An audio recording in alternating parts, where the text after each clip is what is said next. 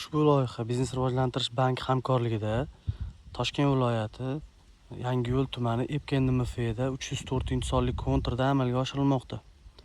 Bu yerda ukrop ekilgan maydon hajmi umumiy 20 gektarni tashkil qiladi. Shundan uzunligi 832 metr, eniga 262 metrni tashkil qiladi. Bu yerga ekilgan ukroplarning bugungi holati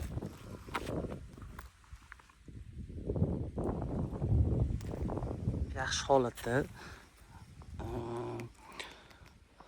Ukroplar umumiy 90 kun davomida yetishtiriladi. Yetishtirish jarayonida sug'orish, tabiiy va mineral o'g'itlardan foydalaniladi.